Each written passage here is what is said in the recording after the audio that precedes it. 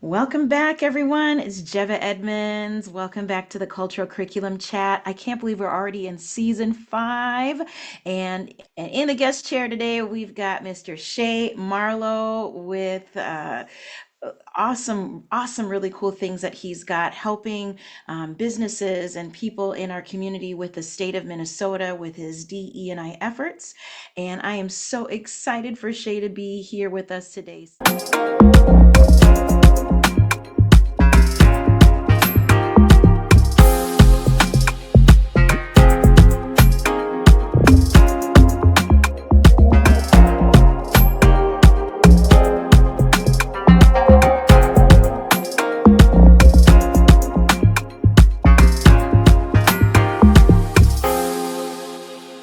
So, good afternoon, Shay. Welcome. Hey, thank you so much. It's good to be here, Jeb. I appreciate you making time for me today. Yes, and welcome for that, my friend. I met Shay, I want to say a few weeks ago. We had a wonderful Duluth Thrives summit where we were meeting with other people in the DE&I space in northern Minnesota. And we just got to talking, and I just really enjoy the work you're doing, for us Minnesotans, getting to bridge that gap of what DE&I is and what we can do in the state of Minnesota and beyond. So, oh, I'm so excited for our conversation today. Yeah, likewise. It was a true gift and surprise meeting you at the Duluth Chamber event, but I knew I was in the right place at the right time. So I'm glad this led to our conversation today. Yes, thank you. So tell our guests here, Shay, your background story and how did you grow up? Yeah, sure. So I guess I like to just be clear on what I do now, and Mhm. then I'll do a little bit of like a flashback, if you will. So again, Shay Marlowe, he, him, his pronouns, DI training specialist with the Minnesota Child Welfare Training Academy. That is a collaboration between the University of Minnesota, Twin Cities, and the Minnesota Department of Human Services to try to provide support and training and education to child welfare workers throughout the entire state. So that's all 87 counties and 11 tribes. And I've been with the team for a little over almost 4 months now. So I've been enjoying it. And prior to that, I was a diversity recruiter where I focused on hiring women, people of color, individuals with disabilities, and veterans to work for the state government. So let's talk, I guess, a little bit about how I got to this awesome work that I do Yes, it's a today. great Um, role. and Yes. it, man, like I don't even know like where the best place to start, but I will say that one of the most pivotal points for me was late high school into college. So late high school, I got my first exposure to working with Special Olympics. I was a volunteer on a seasonal basis with Special Olympics. They would come to our high school. I graduated from Duluth High School, so not Duluth, Minnesota, Duluth, Georgia, the other Duluth, as I like to The say. other Duluth. Yeah, I've been Yeah. there. That's So, awesome. yeah.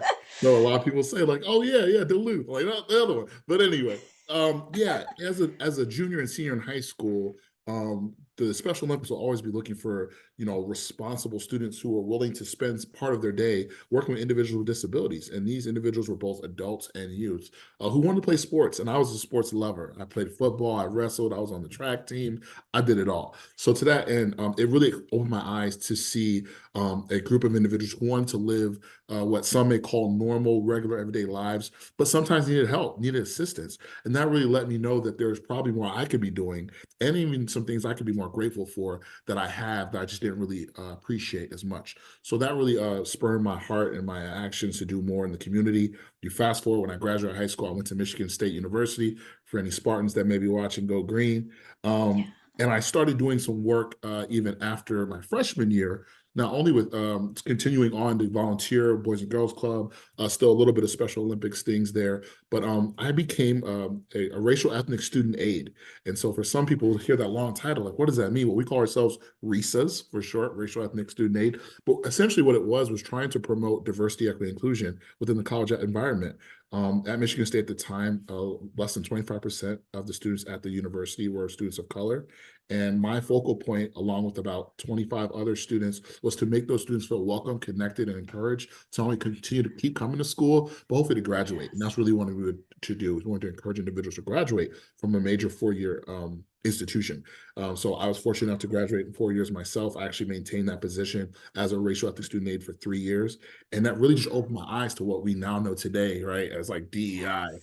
and what it really looks like Yeah. to really make people feel culturally included and aware and understood. And I really enjoyed that work. And then you fast forward, I kind of went into the HR space after graduating.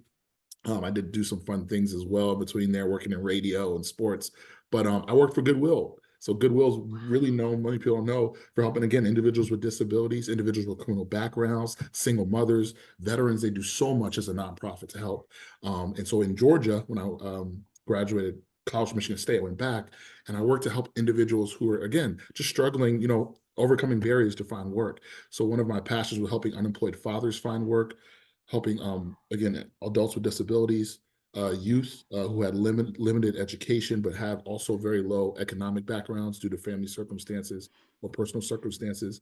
And again, individuals with criminal records too. I was Yes. helping actually veterans who had criminal records find work too. And again, just continue to open my eyes and make me really understand Yes. what it takes to really serve these different populations that are often overlooked or marginalized from these important areas like employment, stability, financial stability, Hmm. growth, success, education, so many different things. Yes. And so again, It, fast forward, I eventually landed in state government here in Minnesota.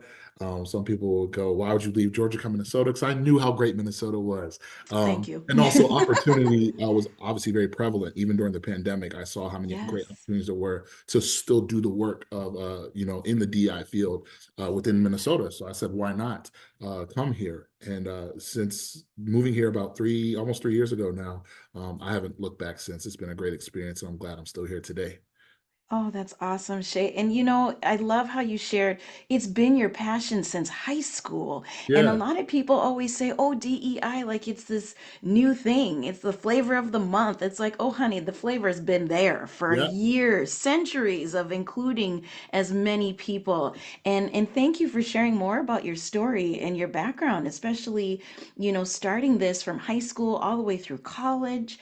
And what I've heard the terms that you've been saying, with that sense of creating that safe space and that belonging for those overlooked groups, underserved groups.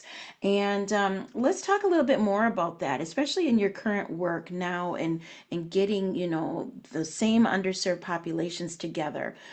What can educators know, in the space of the students that you're helping and the people that you're helping, to make them open their eyes, that we exist, different groups exist. And I feel like in Minnesota, we have these blinders on, some of us of, oh, that's just somebody across the country. It's not right here.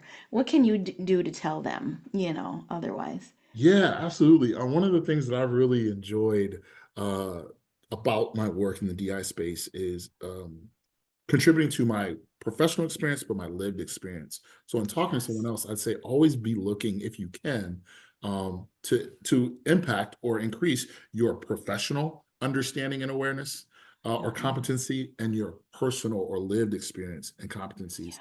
It's so easy to talk about this work from the standpoint of like a book you read or a case study you did, but then actually Hmm. live it, have conversations one-on-ones like you and I are having, both within your cultural dynamics and outside those cultural dynamics can blow your mind. There's so many things Hmm. you can learn just from sitting down and talking to someone or spending time volunteering. I'm a huge volunteer advocate. I try to volunteer at least Yes. twice a month with different groups, both the Wow. ones that I'm passionate about getting to know, and then others I don't know much about, for the sake of just Yeah. understanding more about these, groups that I may not identify with, but I know I'm one curious, right? Maybe that's Yeah. another thing Yeah. too. Be curious, but two, I Yes. want to engage. I want to just not just sit here and be curious and go, well, I don't know. Well, lean into that. Well, what can you do to Hmm. learn? Can you have a What can you conversation? do? Can you attend an event?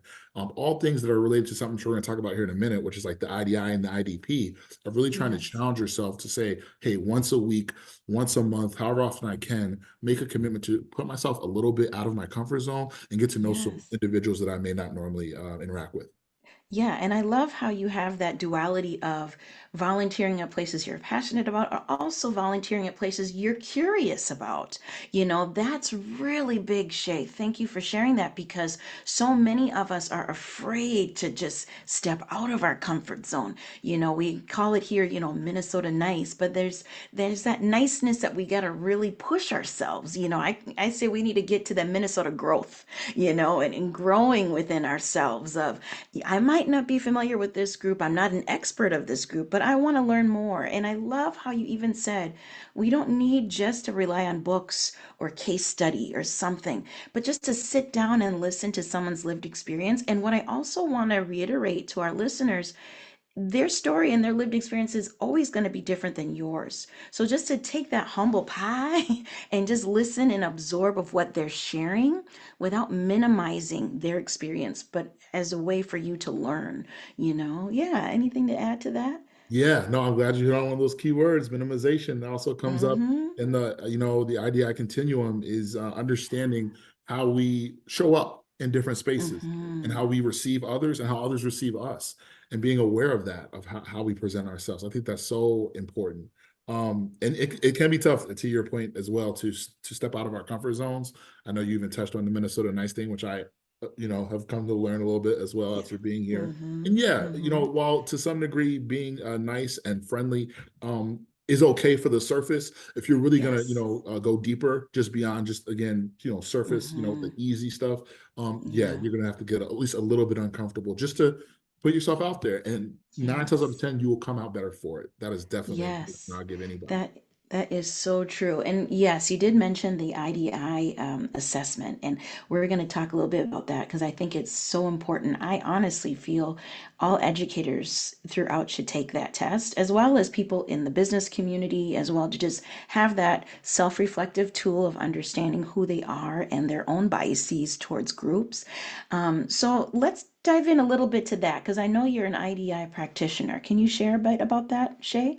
Yeah, absolutely. So I became a qualified administrator for the IDI in January, but I was familiar with the IDI well before that. Before coming to Mm-hmm. state government, I worked for Sleep Number Corporate downtown Minneapolis. And we talked often about how we wanted all staff who worked in the DI spaces to have IDI assessment taken, just to, again, be more aware. And with that said, I'm glad that it stayed kind of in my repertoire, but now I'm Mm-hmm. doing the work daily related to the IDI because it, as you and I know, but maybe some of the listeners may not know, is that is the only tool out there that really tries to assess or measure an individual's cultural competence or awareness. And that Mm-hmm. said, and even then, even if someone says, well, there are other tools, there are, but that the IDI is the most recognized, most respected, has the most consistent results, if you will, in a sense of really trying to show a person, tell the story of, hey, here's maybe where you think you are, and here's how you or where you might really be. And I Yes. even talking about the IDI and doing my debriefs with clients or social workers, welfare, child welfare workers, I always say it's not about good or bad. It's not that your results Mm-hmm. are good or bad. It's I would say it's almost like it is what it is. It's about what you want to do, what you want to be, who you want to be. And if you disagree with it, I even encourage some of the folks I do debriefs. That's okay. If you disagree with it, hey, I'm here. I'm here to listen and talk about that to say, so what do you want to change or what do you want to do differently? Because again, it's not Yeah. about good or bad. It's about, well, how do you want to show up? How do you want to be perceived?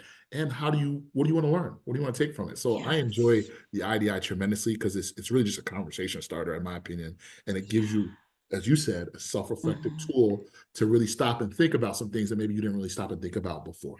Yes. And you know what I love about that test too, the assessment is it makes you kind of, when you take the test to go, oh my gosh, wow, yeah, okay. It's hard to fail, but the thing is when you do have the conversation with the practitioner, we did this many years ago when I was teaching at the Duluth Public Schools, we had that training, we had an assessment administrator come into our district and do an assessment with the staff. And it was just eye opening because it was like, wow, I didn't realize subconsciously some of the things that I've been taught. And then another thing, it showed me on the spectrum of where I prefer, what groups I prefer to be around. And then it also showed me on the spectrum of where I really need to stretch a little bit and get to know others. And I can only imagine to be a fly on that wall with you, Shay, to be like hearing some people's reactions going, what? What? This is not me. This is not who I am. It's like, nope, take it, receive it, and let's move on from that, because I bet you probably have some defensive folks, that have Yeah, listened. Yeah, and that's just absolutely. natural. Yeah. Yeah, so I've been fortunate that many of the debrief sessions I've had with the IDI result have gone pretty well.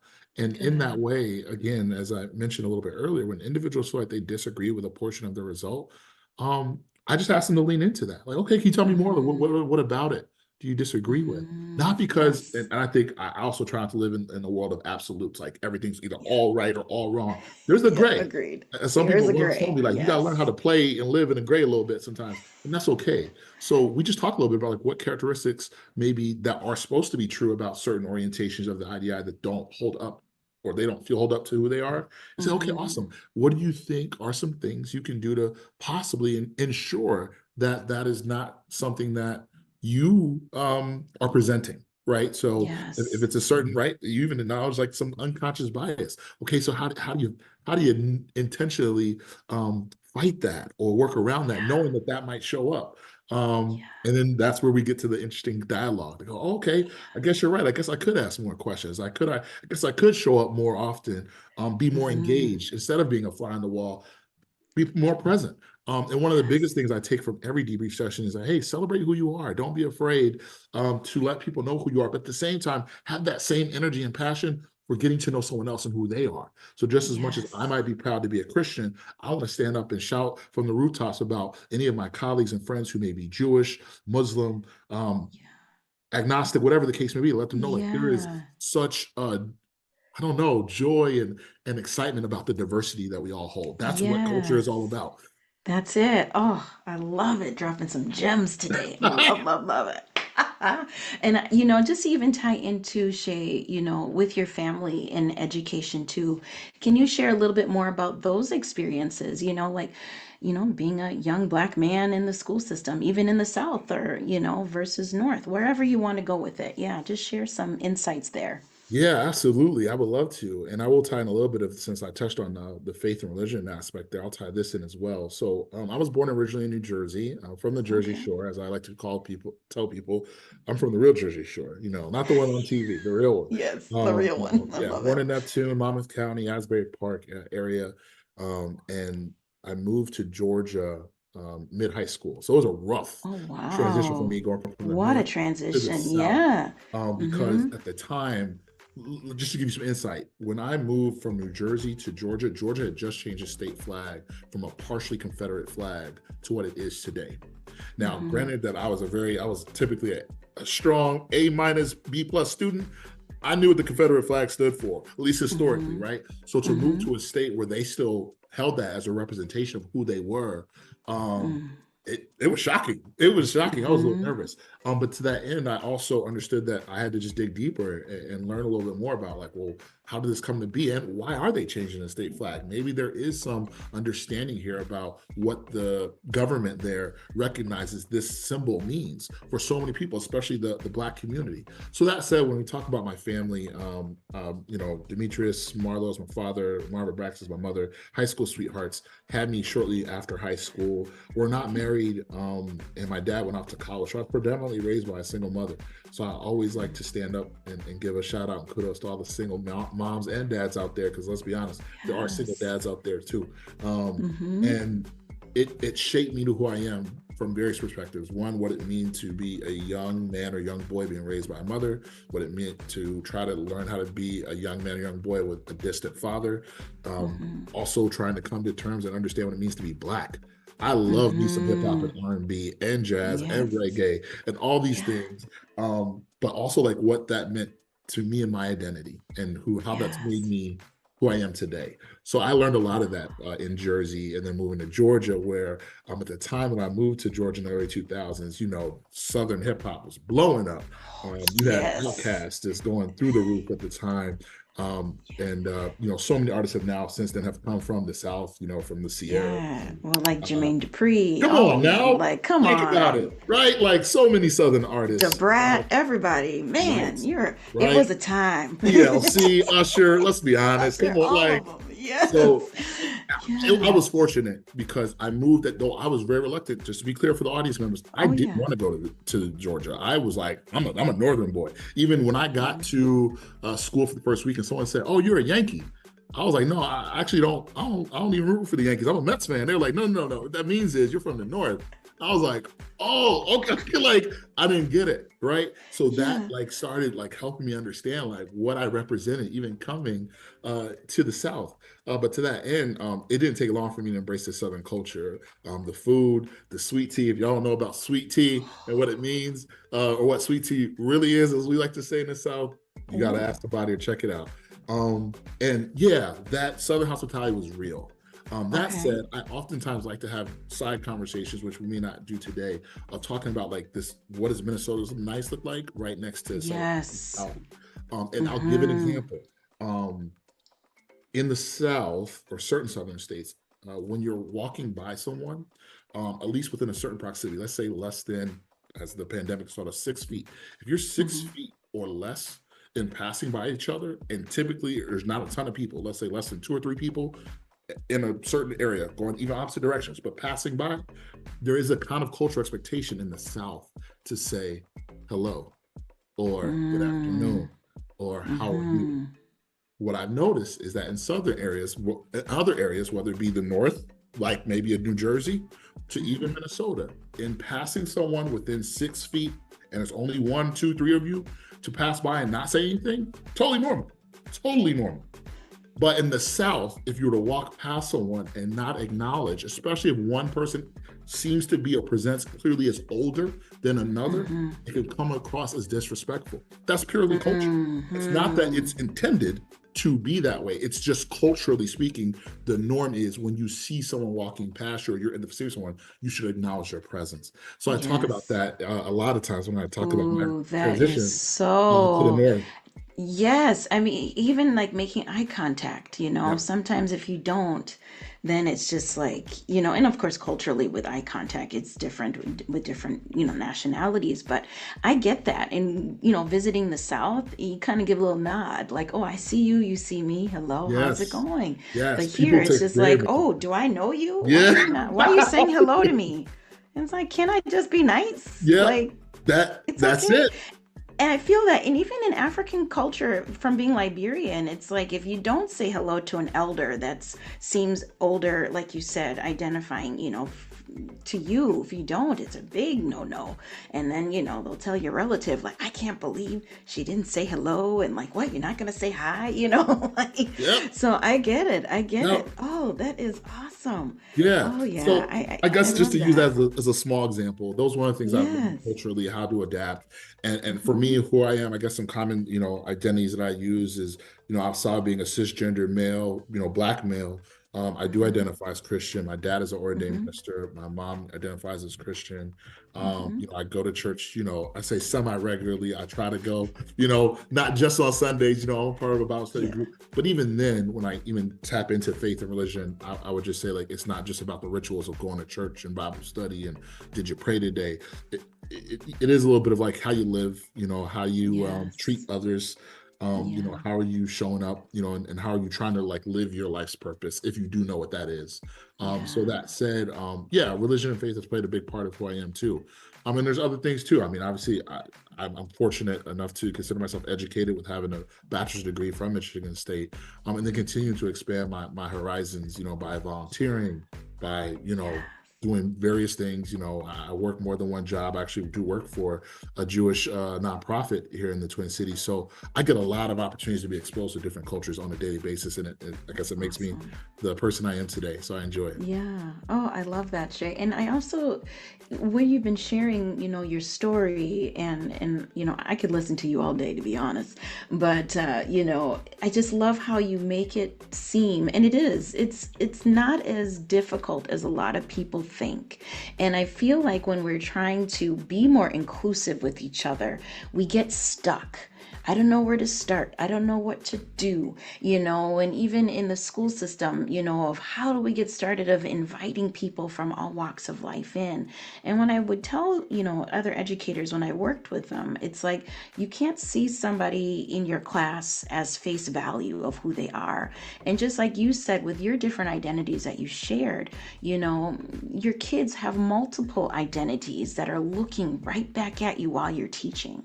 So, can you share with our educators out there and even people in our community what are the best strategies to bring those, identities in, in a welcoming way? Yeah. Man, that's a really powerful question. One, I'm gonna use two examples here. One Sure. is modeling, right, for those teachers, Yes. and let's be honest, all teachers aren't like of a certain age or demographic. Mm-hmm. They have their own Mm-hmm. identities, but modeling the type of inclusivity or inclusive environment you would like to have within your group or groups is critical. It's hard to say, well, I want Yes. everyone to feel psychologically safe, but you're not modeling psychologically safe behaviors yourself. That So part. sometimes you have to show, Mm-hmm. like, what does that look like? For some, they don't know what that means, especially if that can be culturally specific. In some Mm-hmm. right cultures, it might be appropriate to bow. In other cultures, it might like, well, if I'm bowed, does that mean I'm submitting? What is that? What is the significance? So modeling what maybe is important, or even not just important, but why, explaining why there are certain habits done, because we don't always understand. There's a lot of assumptions made in this work and in these Yes. systems, including school systems, where we think people should know things that they don't know. And I think we have to give some people some grace to say, let's explain Mm-hmm. and talk about why we do certain things the way we do them. And then also, I'm gonna get crazy here, but open it for like some, I don't say debate, but like feedback. What if someone again disagrees Yes. with, like, I don't know if I feel comfortable standing for the Pledge of Allegiance if I'm not, originally from America, or if I'm still considered an Mm-hmm. immigrant here, right? I Mm-hmm. remember that was a huge debate when I was growing up about families and individuals who weren't from the U.S. not standing or not Mm-hmm. putting their hand over their heart during the Pledge of Allegiance, Yes, things for like the that. So pledge. modeling Yes. is so critical for teachers and leaders in the education system. I would also say one-on-one dynamics. I know it's Yes. super easy to assume that everyone's comfortable in groups, and that is unfortunately like a big assumption. So these Yes. one-on-ones are super valuable because you really get to hopefully know someone, because they don't have to feel Yes. like they put on a show for others or pretending, Yes. right? Or even their Yes. survival mode can hopefully be taken back a little bit, because now it's just me and you. You don't have to worry about it. It's Mm-hmm. just me and you. Now, don't get me wrong. If they don't feel psychologically safe with you, they still can feel like, oh, They I'm don't so want to be right. talking to you. Yeah. But the But it idea is takes hopefully time. in that one-on-one dynamic, they feel a little bit more like, okay, I can really be me right now. And if I can Yeah. be me and feel like I can come out away from this conversation or interaction feeling like you don't judge me, that maybe you know me better, that I know you a bit better, then maybe next time when I am in that group dynamic or when I see you one-on-one, the connection is more authentic. It's more real, not Yes. just surface. Hi, Yes. how you doing? What's your name? What's your title? But more so like, oh, that's Mm-hmm. right. You told me you were about to go play a basketball game. You said you had a play coming up. You're about to. How's that going? It's really getting Yes. into the I call it the thick of it, the trenches of who we really are. Yeah, I love that. And also, you're building trust that way and also showing the human experience. Like, when I was a teacher, it was like, yeah, I'm a lifelong learner. Oh, I made a mistake. Admit you made a mistake. And how can we do better? How can we as a community, classroom community, do better to make that student feel like they belong? And I feel like with educators right now, I know I was teaching during the pandemic. I feel it's been really, really tough getting, to the other side of all of that. But I feel like a lot of us, you see the posters, put the I in kind. And I feel like we need to do a little bit more than just being kind, Where's that be and belonging, because you can be kind to my face all day, but like you said, if you are not making me feel psychologically safe or culturally safe in your room, if you're still mispronouncing my name, how do I feel that trust with me and my teacher if you don't even take the time to one practice, take the time to ask, how did your, basketball game go last night? Or, those are the things that kids, they can detect, it's like, I got two teenagers at home. They can tell if you are not coming correct with the things, so youth, they know a mile away if you don't have the time for them because of that trust. So yeah, are there any other tips? I love that you're saying about building trust, talking about modeling is really big. And community wise, is there something you could talk about of like with the underserved and marginalized groups that you've noticed in your work? What can community members do as well to have that belonging space? Yeah, it's not, let me start just by saying it's not easy, right? No, it's I not think easy. a lot of individuals want the easy route. Okay, where do I write the Mhm. check? Right? Who do I donate to? Yes. Where do I submit Yes. my vote? Right? And then I walk away Yeah. and all right, I did my part. Yep. And Done. I would just challenge anyone to say, like, if you really want to make an impact, just if you can try to be in it for the long haul, and not just in it for like because it's what they say is cute and it's fashionable right now. It's the hot topic Mm-hmm. right now. Like, do it because you really want to do it. Because as you said, people can see right through that. There's so many Mm-hmm. individuals just coming in because it's the day that the company was supposed to volunteer. It's the church give back. It's right. It's the Mm-hmm. hot time. Rather than just like, hey, why don't you connect in some way that you can truly say, I'm going to keep showing up for this group. Yes. Right now, I know that we're filming this in the middle of April, and despite when this may actually go out and be broadcast available, April is of many things. It's Autism Acceptance Month, not just awareness, Yes. acceptance month. Acceptance is When we talk about huge. things like accept, it means how do I make you again feel like you're a part of our community, and or what do I need to do, right? Put the mirror back in front of me. What do I need to do to show up Yes. for individuals who are like you, even if I don't identify as such. So I think that's just really Mm-hmm. critical. And I keep going back to that idea of like, please don't be in it because it's easy. Because it's probably not. If it's easy, that means going back to what we talked about earlier, right? You're not probably growing. You're not making the impact you could be because you're just staying in your comfort Mm-hmm. zone. And I get that. Yes. Sometimes you do have to start easy because you're just so new to it. You're like, I'm just not ready to do a lot. Okay, then be honest with yourself and say, I'm not ready to do the uncomfortable work yet, but have a Mm-hmm. commitment that say, but eventually, after I've Yes. done all the easy things, I'm going to have to start challenging myself to do something just a little bit harder for the sake of that growth and making a true impact. Yes, easy and gradually get to be the challenge, get it going. Yes, to make that positive change. Oh man, Shay, I tell you, I can talk to you all day, my friend. Thank you, thank you. Where can our listeners follow your work if you're willing to share? And we'll put in the show notes. Yeah, no, absolutely. I would love that. So individuals can always reach out to me directly. I work for state government, so we keep our information fairly public because it's taxpayer dollars. So Hmm. yeah, Shay.Marlowe at state.mn.us. So email me directly. I'm also on LinkedIn. I try to post regularly, at least once or twice a week. So you can find me on LinkedIn pretty easy, searching Shay Marlowe, either Minnesota Department of Human Services or DEI. I happen to be a member of a great nonprofit organization called the 100 Black Men Twin Cities, where we mentor young Black men or Black youth in the Twin Cities. So you can find me through some of their social media channels as well. Those are the biggest platforms I would say to find me. I'm always Yeah. big on doing things like this, having one-on-ones, and then of course attending events when I can to show my support of others in their work. So by all means, anything and every way that I can interact with someone, whether it be individually or group-wise, I welcome the opportunity.